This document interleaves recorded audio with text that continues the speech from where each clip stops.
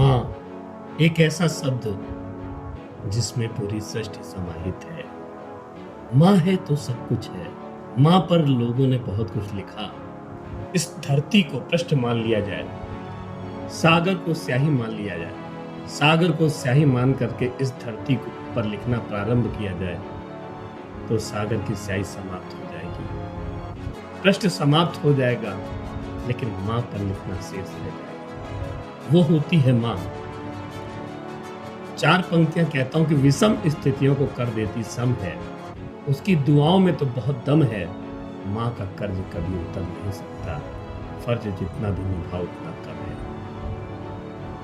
उसकी किस्मत आसमान छुआ करती है, जिसके लिए माँ अपने दिल से दुआ करती है।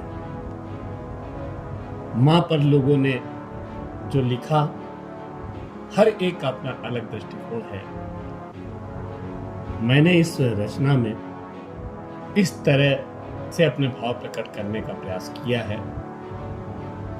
जो आजकल के बच्चे होते हैं, जब परीक्षा देने के लिए जाते हैं तो माँ कहती लाओ तुम्हारी आरती उतारो, लाओ बेटा तुम्हारा रोशना कर दो। आजकल के बच्चों को मॉम ये क्या कर रही, मुझको अच्छा नहीं लगता। सभी बच्चे ऐसे नहीं होते हैं,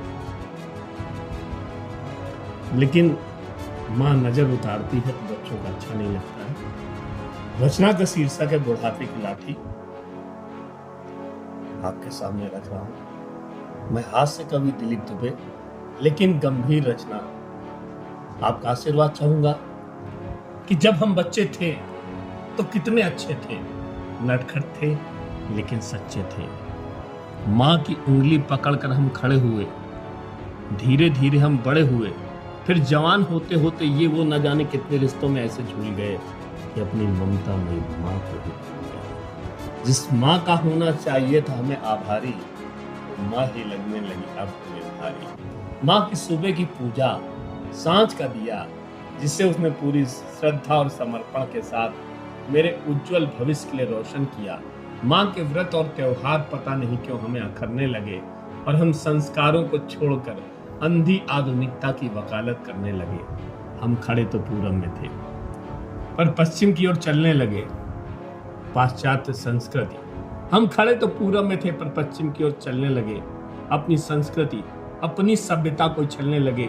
धीरे धीरे हमारी सोच की सीढ़ी में पाश्चात्य संगीत बजने लगा और घर की तुलसी के चौरे के स्थान पर अब रिश्तों का कैक्टस सजने लगा। जब वही रिश्तों के कैक्टस खुद को चुभने लगे तो बेचारी माँ की आंखों से आंसू निकलने लगे, क्योंकि माँ तो संतान के सुख में सुखी होती है, दुख में दुखी होती है, अपने आंसुओं से अपने आंचल को भिगोती है। अरे वे खुशनसीब होते हैं जिनके साथ माँ होती है। ऐसा नहीं जिनके माँ नहीं उनके साथ माँ नहीं है, क्योंकि मेरी अंतरात्मा कहती है कि अगर माँ के बताए हुए मार्ग पर चलते हैं तो माँ हमेशा हमारे साथ रहती है।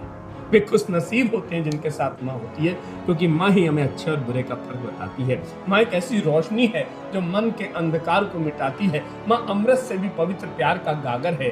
माँ तो दया, करुणा, क्षमा और सहनशीलता का अथाह सागर है। माँ तो संतान के लिए सबसे बड़ी अनमोल सौगात है।